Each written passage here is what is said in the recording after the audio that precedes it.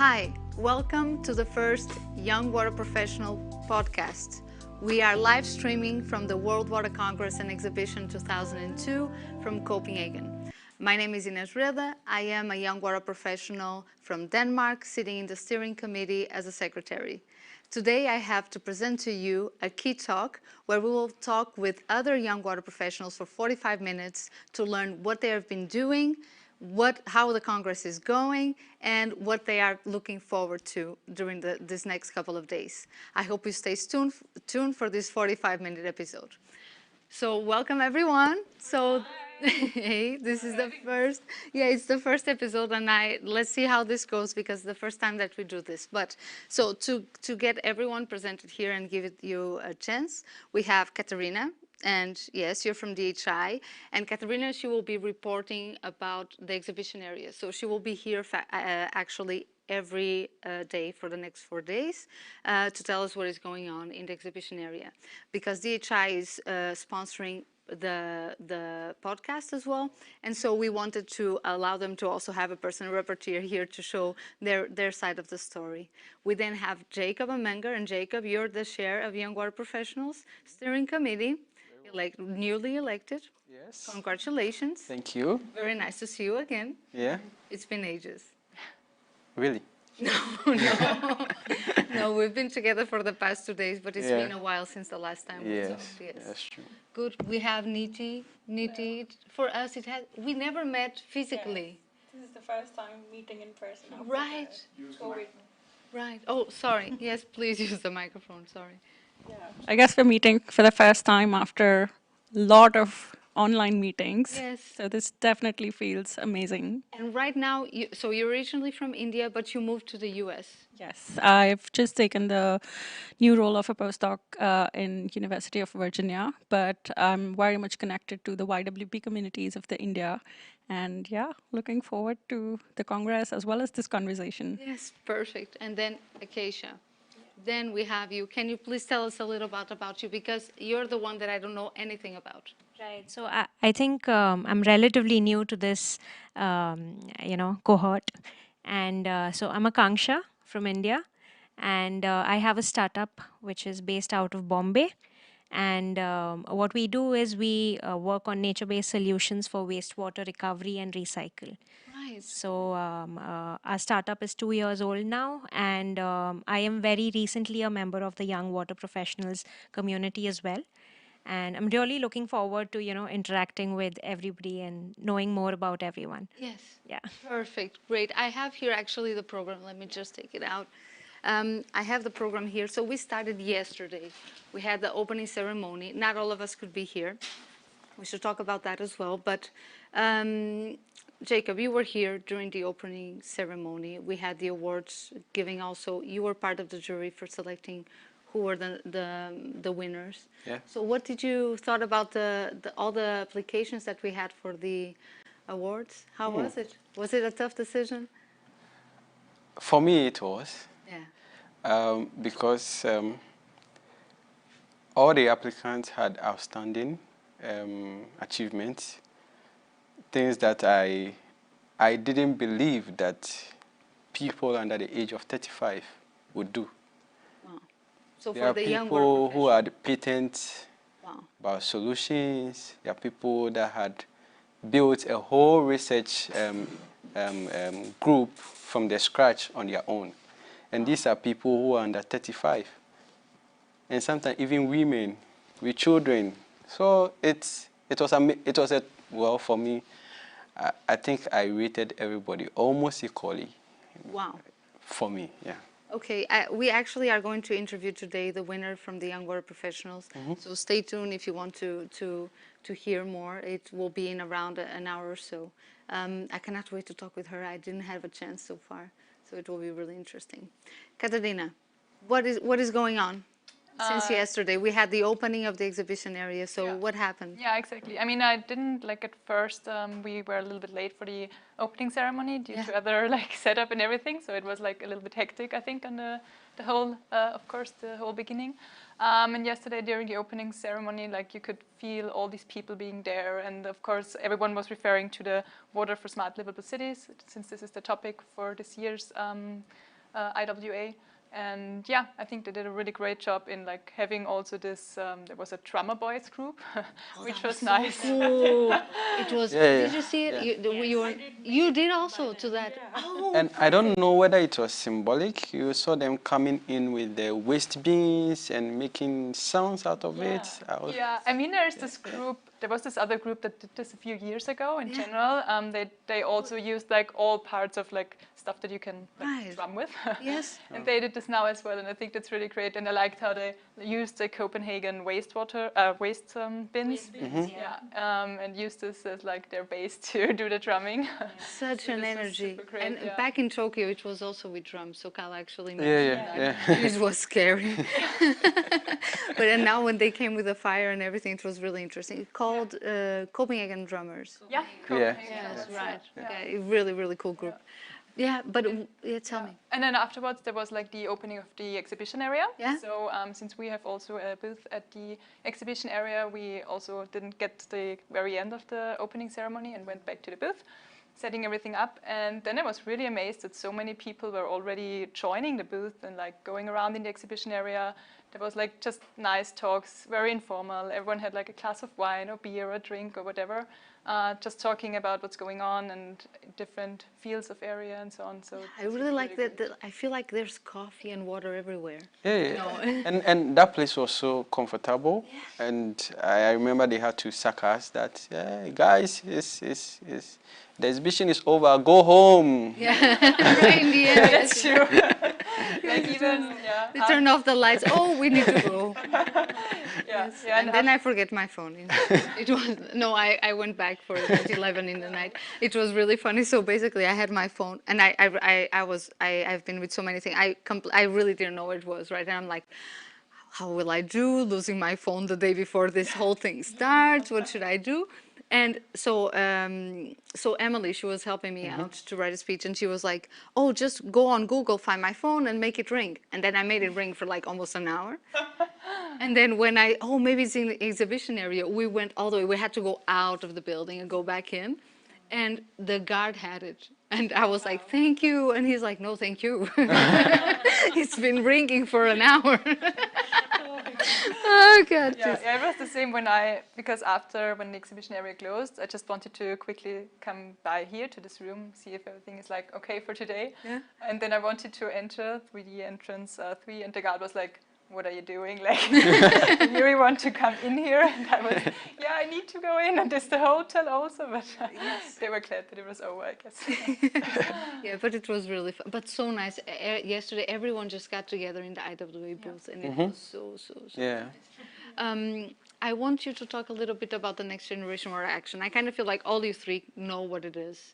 But Niti, could you start just a little bit? What is the Next Generation Water Action? Because today we have an example here of what it can bring to the world. Yeah. Sure, absolutely. And I think it's an amazing initiative by DTU Skylabs. And now a lot of other members who are partners of this challenge have been amazing at supporting the young talent of all of these countries. So what is Next Gen Action? It's basically a water challenge by DTU Skylabs, and they've been doing it for a couple of years now. Yes. So last and this year, and at least 5 to 6 countries from all over the world take part, and there are groups of young people or like Akanksha startups, startup companies selected, and they are selected at the national level first, and then they go into this challenge, and then there's the whole 3 to 4 months of a tight schedule, which includes a lot of boot camp days as well. I remember the Tuesday boot camps. But then, the teams are trained, and the whole idea or the whole concept that the teams bring in is developed, and they're supported. And I think the support is being continued as well. For example, all of these teams have been sponsored by DTU and the respective embassy as well, with funding to attend this conference, and a big group of young professionals is here thanks to them. And so, yeah, it's been amazing. So it is your first time in the conference, and your first time because you said that, but I'm wondering, what is your first impact? Like, you arrive, you see this, there's so many people around, so many things happening. How are you navigating it? Yeah, so I think, yeah, this is my first time, in fact, my very first time in a water congress as well. So I think the first impact was overwhelming because you enter and there are 10 sessions ongoing. You don't know which one to choose. Yeah. I've actually striked out the ones which are not to be looked at. Oh, And wow. then, you know, maybe, Probably. maybe I'll have a chance of attending a few. But I think, like, very much like Niti mentioned, you know, the NGWA Water Challenge was something that really propelled us, because otherwise you're within your own community, you're within your own municipality, and you're looking at solutions there. But this really gave an international context to it. And you know, being from the technical background, you tend to be very specific about your process and your technology. I think this platform really taught me how to market to every audience. And you know, we had support in terms of how to actually present and how to actually you know, reach out to stakeholders, because the network we got opened up to was great, even through the DTU Skylab and also the Atal Innovation Mission in India. So I think the network we've been able to make was great. That network is what I'm actually looking to meet one-on-one in this conference, because you know, last 2 years it's been virtual and there's only so much you can really talk about online. Yes. And when you meet in person, you understand personalities, and that's when you can actually talk about what you want to. So I think that's my agenda from the Congress, actually meeting people one on one, understanding from them, and then sharing thoughts. And I think that's why people couldn't get out of the exhibition area yesterday. Oh, yeah. It's just because we were missing this for so long. Yes, Really. yes. And that was actually one of the main drivers for this as well. Yeah. Because we knew that there were many people that could not attend the Congress, and that we can try to put online some of the technical sessions or some of the key talks. But this is the experience of the Congress. Yeah. This is the conversation. But Jacob, we were here touching upon entrepreneurship, and today we did a workshop together on entrepreneurship. Yeah. How did you think it went? So it was called Young Entrepreneurs, and we got a bunch of people of different ages, which was really nice. A really good mix between academics and also entrepreneurs. What was your feeling? Yeah, so first of all, I learned a bitter lesson today. Which was the lesson? When you have a workshop, go there 15 minutes early and stay inside and don't come out. Yes, yes, because you arrived late after. So basically, no. So he was going to do the introduction. He arrives earlier than me. And I arrived there, oh, everything is fine, everything is already prepared. And then he disappears. I don't know where he went. Went to the washroom, and when I was coming back, I met a whole lot of people, one after the other. And they were people that I just couldn't walk away. It happens, and then we get late. But that's because these conversations are the most interesting. Exactly. So basically, then I was waiting. So I waited 3 minutes. And then I was like, okay, now I start to be rude for the guests, you know. So then I had to start. And I mean, of course, I prepared the slides. So, I mean, it had your slides. So, but I knew more or less what it was about. But I'm like, I'm going to read his slides. There's nothing else I can do. So then that's what I did for 2 or 3 minutes. And then he arrived, he said, and said, I'm sorry. And then I gave him the closing remarks. And that's what happens when you have a good team. Like, And good yeah, slides. yeah. So for the workshop, I think we were able to meet our objectives. We have the intergenerational dialogue because we had the age diversity. I think we did well with gender, not on the panel, but the whole participant. I think it was okay. And looking at the 3 points that we looked at, networking, the value proposition, and then the creation of the entrepreneurship connect. Yes. So from our side, the networking, first of all, we talked about the challenges that people in the water industry face when it comes to networking. And they talked about the barriers, talked about sometimes they look at expertise, because they look at the person's expertise before they even engage with the person. Right, right. So once they don't get the expertise right, no, we are not talking to you. Which makes no, I mean, because I know there's people that invest in others because of the person. They believe in the person. Yes. Right. Yeah. Oh. And they talked about age, Yeah. that the senior professionals talk about things that don't interest the young ones. Yeah. And what the young ones also talk about, fancy. The senior professionals see it as fancy, because Like fluffy or fancy and like things that we cannot do. things that are not serious, let me put it that way, because we talk about using Facebook to Or do influencers. community sensitization. And Facebook is for posting pictures, while using it for community sensitization. Right. So they don't really see how they can integrate water solutions with technology and all that. Yeah. And it's okay for all the two generations, because they are two different generations altogether. Right. And they will look at things differently. But again, that's where we need the networking to bring all those perspectives together, Right. and find a common ground. And I believe the value proposition stuff was also okay, because definitely as entrepreneurs, we should know how we communicate our solutions. Right. And as Akanksha mentioned, yeah. Very Yeah, so you need to know how to market whatever solution that we are bringing out there, because if you can't do that, then you remain with your solution. It won't go out there. good. Right. And definitely, yeah, we need an SG Yeah. on entrepreneurship. Yeah. We're trying to create a working group within the IWA Connect. So if you are IWA member, you have access to IWA Connect. That actually from January it will be Connect Plus. Yeah. I hope that I can say this. Yeah. Things. Well. And then I said, No, it's not. and it's so interactive, and it actually approaches also age groups, which is really nice.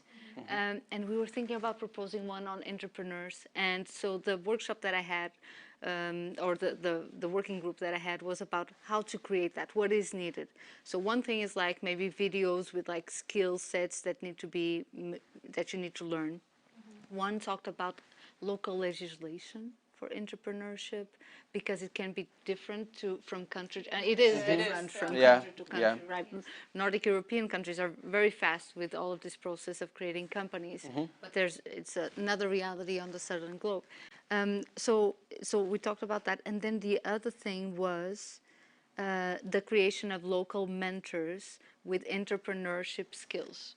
So realizing it can be that it's a person that works in another sector, but it's maybe within the age of 35 to 40, created a startup. Maybe he has, he owns, he's a mechanic and he owns a car shop or something. And then he can tell you how was the process. So it's not, it doesn't need to be a person that is in the water sector creating a company. It can be anyone within that age group, because they understand the struggle. Yeah. They understand the struggle. Yeah. And they can like provide new input, right? Yes, yes. Sometimes if we are like talking to people just in our field, then I mean there is the saying, you cannot see the, you don't just see the trees, and so if it's like, if you're only in your sector talking, then you don't get all this new input. No. I think, and for us, I think that's what is very clear when we start to talk about what to do. We don't need to talk a lot about why. We know that, right? So everything just becomes, and then with the agenda, water, energy, food, environment, health, right? So all of the nexus. I was thinking a little bit about the exhibition area, because we did have an area of the UK who actually, they are not present because the death of the Queen. So of course there's a time, so they are not here out of respect, and we can of course understand, and I think for the entire world it has been a challenging couple of days. But we also had some other problems with people not being able to attend because of visa situation, and I wanted to approach that as well, because I feel like we come to the world stage to talk with people that have been doing such great work, that lacking a person or a speech or an inspiration during a conversation because the person cannot get a visa, for me seems very difficult to understand. Yeah. Niti, you did have some experience with that. Absolutely. Yes. Ask I'm so me. sorry. Yeah, like I was telling you earlier, I'm getting my visa on a Saturday after like begging with the VFS Global, who's the coordinating agency between the partners and the consulate. I get an email Friday 4 p.m. 10 minutes past 4, and then, oh, your visa is ready, but we open only on Monday to Friday 8 to 3 p.m. And so I'm writing back to them, can you please just What hold? did you do with your ticket? Like you had a ticket. So, like I said, DTU had arranged for, so everything's booked. Like Right. the whole trip is ready. I'm Right. supposed to take the flight next day. Right. And so I requested VFS Global, can you please just like be there for half an hour, 1 hour? And they were kind enough to accept. And then thanks to them, I could collect my visa the next day when they were also partially working. And I managed to collect it at 10 a.m. and my flight was 3 p.m. But luckily the consulate, the VFS office and the airport weren't that far, so I made it. But yeah, until the last minute, I didn't know if I was going, and I was looking at all the pictures and the LinkedIn posts and everything, and I was heartbroken. Oh my God, I Yeah, have everything. that feeling is something else. And maybe now I won't make it. So, and yeah, it also makes me back out of the commitments like this, right? Like you thought you were going because everything's set. Yeah. And then suddenly now you don't have the document to travel. And so, yeah, it has, it has definitely been a challenge now. I've been to conferences earlier. I've visited Europe for previous conferences. I've been there at the last congress we had in Sri Lanka. But I guess this is the COVID effect that. Yeah, I think there's many things also Yeah. with Ukraine, but it's complicated at the moment. I don't think it's COVID. I think it's how our visa processing system has been for a long time. You also had an experience. with Yes. it. Please share. And it there with was no us. COVID at that time. There was no COVID at that time. So what happened there? So I had applied for a visa Yeah. from the UK. I think that's TLS, if I'm right. Yeah. Yeah. And they had finished processing the visa, but they were not sending it to me. The visa or the passport? You had your passport? Yeah. No, I didn't have my passport. didn't My have your passport was passport? with them. Wow. Yeah.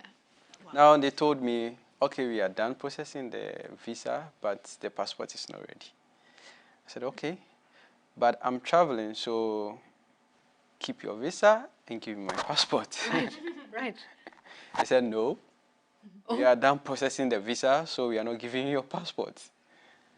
So I had to wait, and I had to beg till they gave me my passport. Yeah.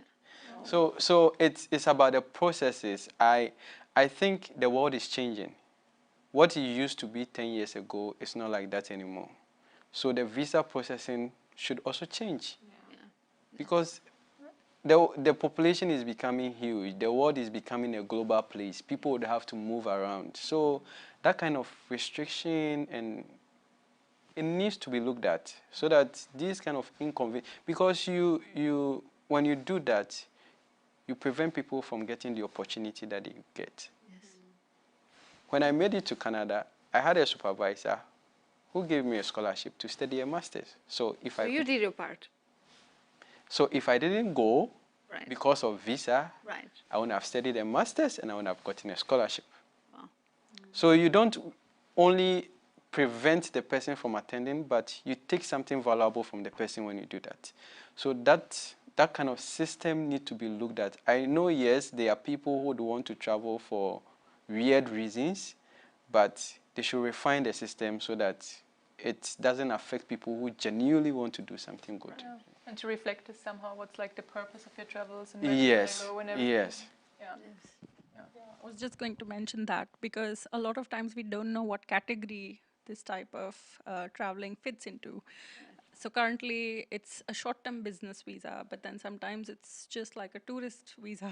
Yes. So I think if they come up with a category as well, because I think there are many of us who take short trips for conferences and short courses and workshops, and so Yes, for knowledge exchange. I mean, Yeah. for Yeah. knowledge exchange for climate action. I don't know, something, right? And I mean, that's the beauty of such a congress like this, that you have like really people all over the world coming together, and not only one specific region or mostly one specific region.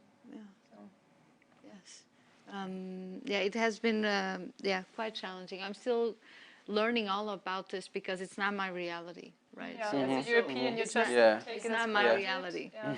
So I can understand that it's difficult, but I cannot feel it. You know what I mean?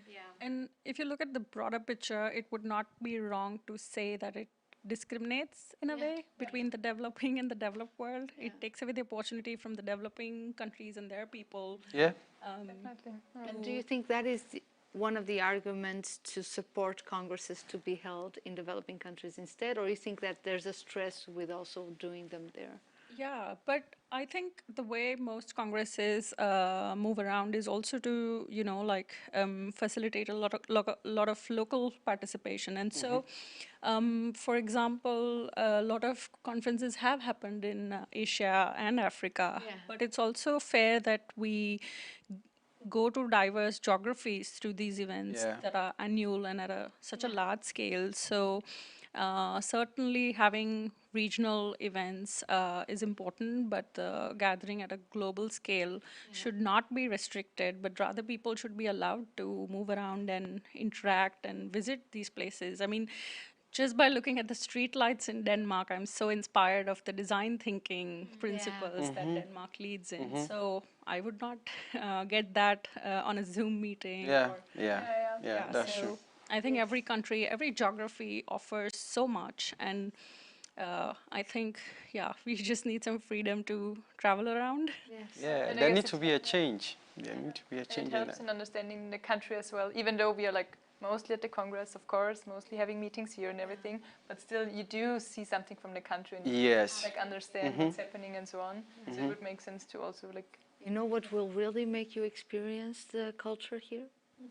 Go for a swim on a Wednesday afternoon in the cold weather, but That's the not me. lovely That's clean not me. water of the harbor. No, that's not me. You're going. No. Yes. Okay, I'll be the cheerleader. You'll be the cheerleader. Well, I can't swim and I'm going, so. Yes, perfect. Are you planning to join? Most probably, yes. It's going to be so fun. yeah. It's on Wednesday. Is it at around 5:30? 7? Yeah, I don't know. Or at least in the email it says even if you go there, like you will be back in time to visit the first meetings during the Congress or like workshops. Okay. Oh no, because there's one in the morning and one in the The afternoon. evening, yeah. Ah, okay. So the one in the morning is at 7:30 in the morning. That's a true Viking experience. And then you can do the one in the afternoon. That is more like, we've been through the storm. Now we can just say, No, I think that I've been here for 8 years. It's a country that I've been very fortunate to be in.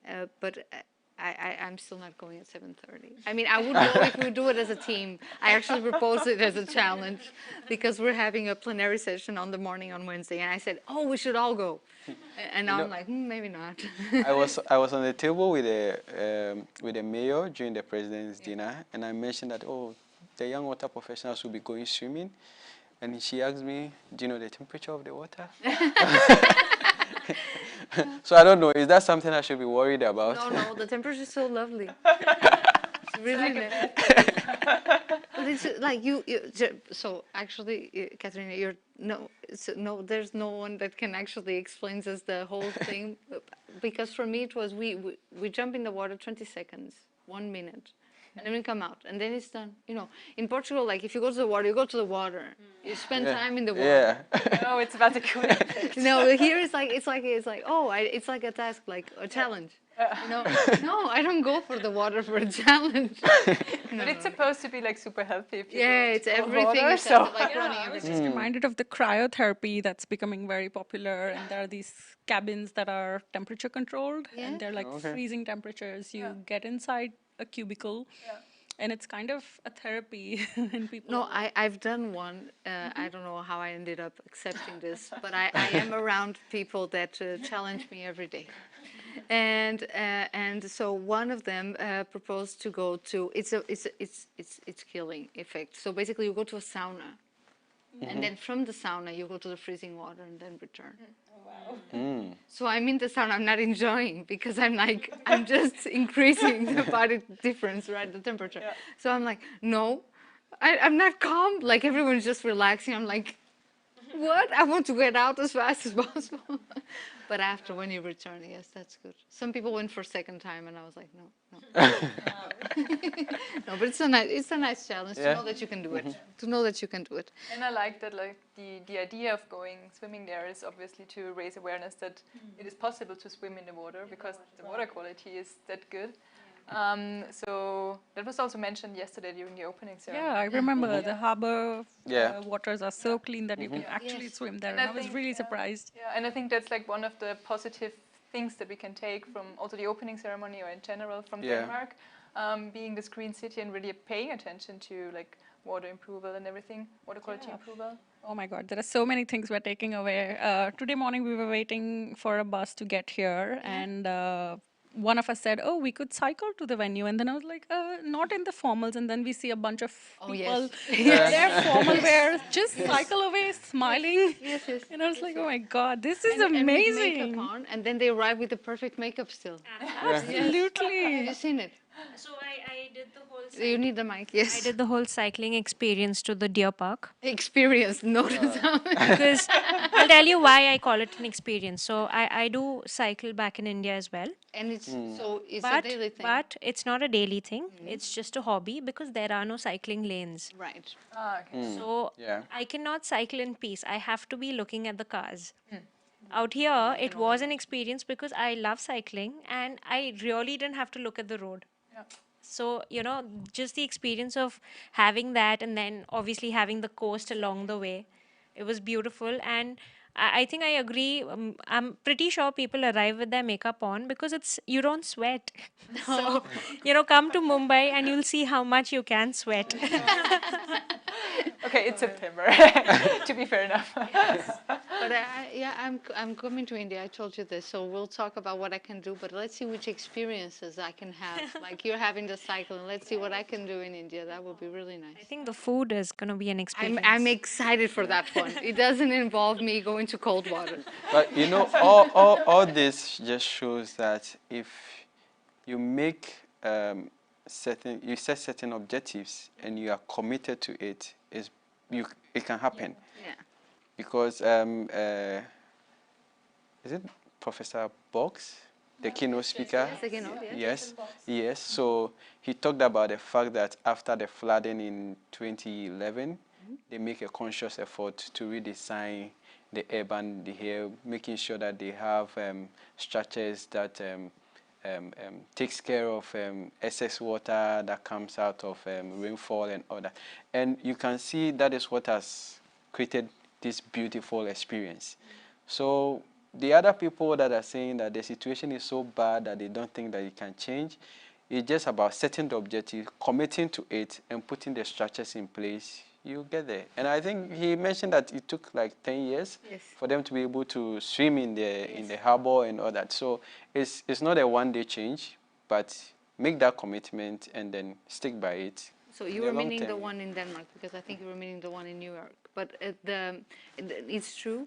And I have to say that there was, at some point, they were talking about how they see the problem to create an opportunity. And we say this a lot, okay, so there's a problem, let's create an opportunity. But the way that it was said, I felt that it was, so what can we do better? So what can we do better? Yeah. So it's not like, oh, it gives it's something more, it's really tangible. For example, following up on what you mentioned from yesterday, there was the second example he gave about the rainwater gardens. Exactly. And then that's really innovative, at least for me.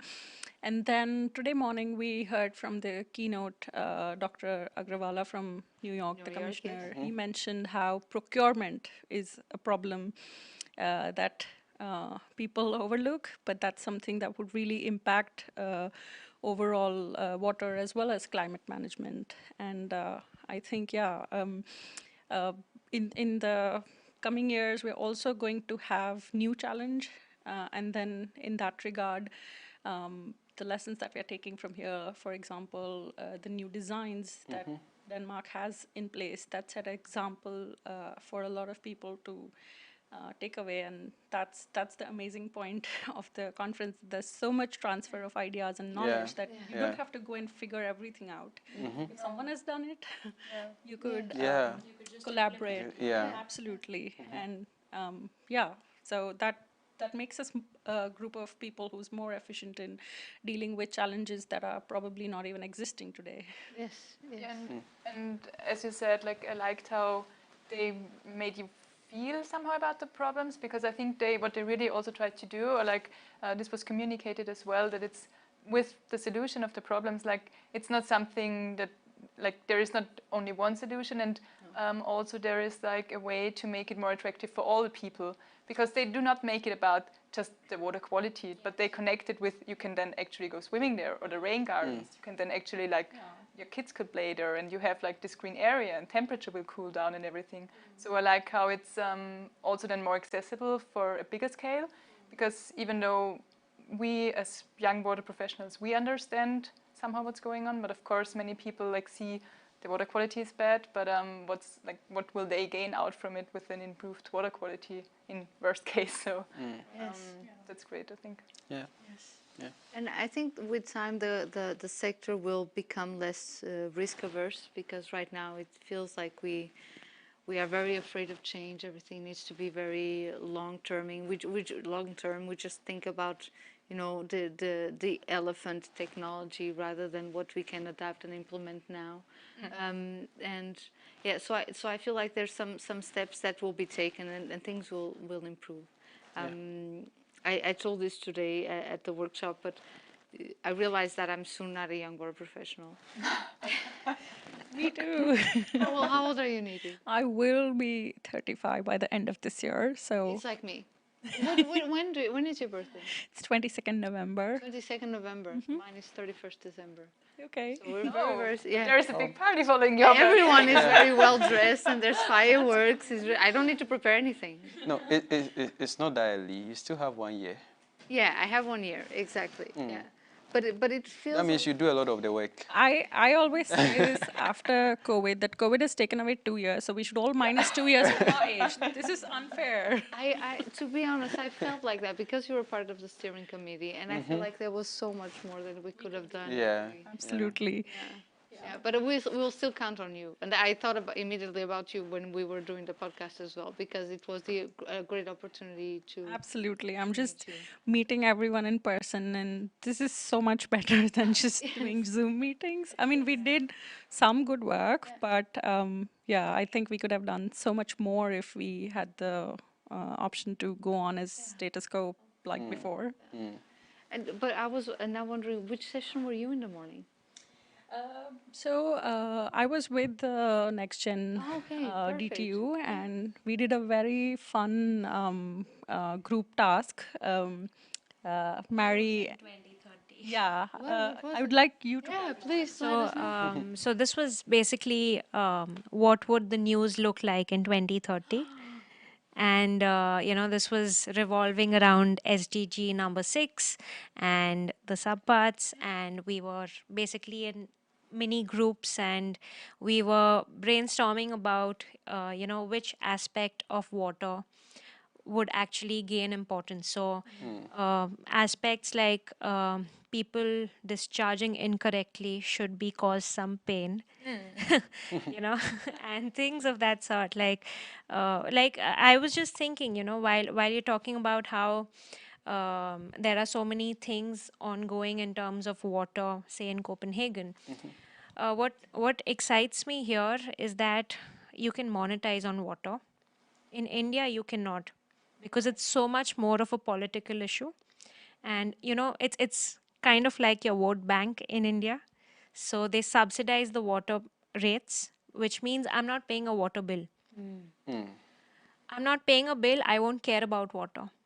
Right. No, no, it's in Portugal. It's very cheap. So yeah, so I think the implementation is much more complex It is. than just having a technology or a plan, because sometimes there could be so many aspects that intermingle, and it's just not easy. So if I have a deep tech solution here and I have the same solution in India, it may not have the same speed of implementation. Right. Oh, okay. So I think that's a huge wake-up call that I got, when I was visiting Copenhagen. I mean, we have seen it on the sheets, but then you see it in person here. And I think that was kind of news for me in 2030 also, that, when will India as a country actually start monetizing water and saying that, okay, you've got to pay, say, the 7 euros or the 8 euros per meter cube. I don't know when that's going to happen. I would strongly recommend to go to a workshop they will have on the workforce of tomorrow. It's going to be Thursday morning, because it's about the impact of megatrends into the workforce. So basically, and this came out, and I will tell very shortly. So basically what happened was that we had no idea how to build a career in Denmark, right? And so we asked, in 2018, we asked one person from the private sector, water utility, we had technology supplier, academia, all sitting and asking, okay, so what do you want from us? What do you need? And it was like we needed to be superhumans.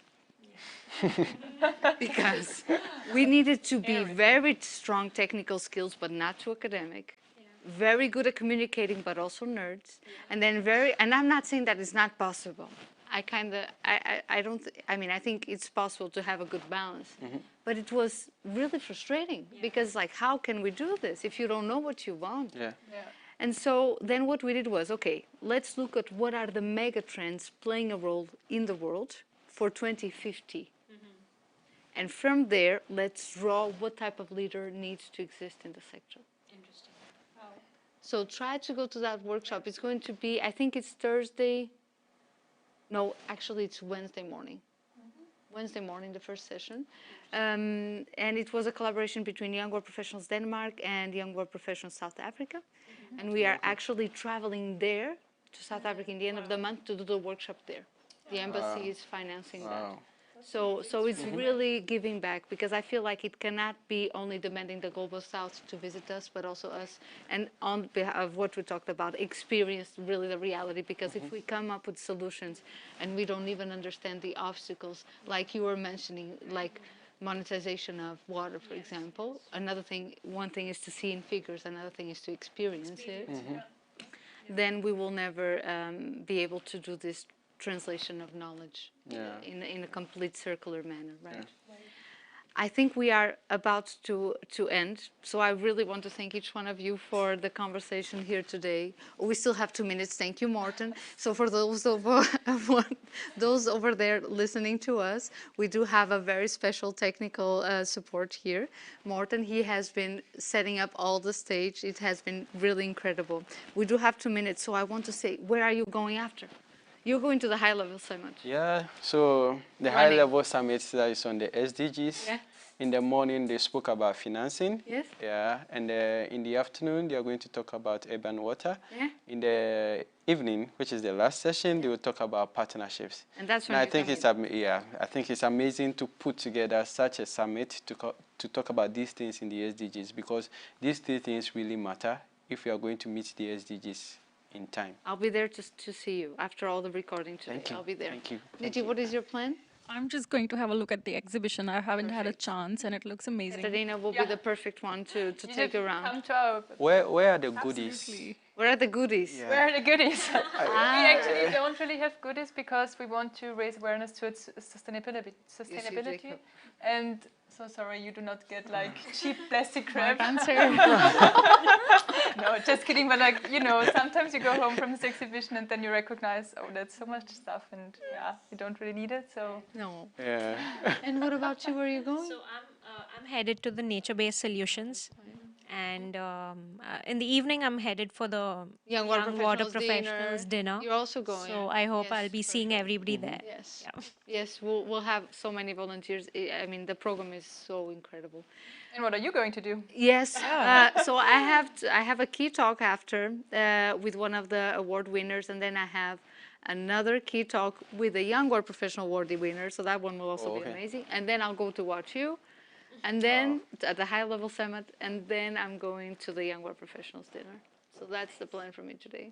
Yes. Back day one. It's back day one. Yes. It's the first time that we're doing this, and I thought just on the moment that we should say goodbye to the camera and say goodbye to everyone, and just telling them to join us. So continue tuning there. Thank you so much for joining us. See you around. Yeah. Bye. Bye.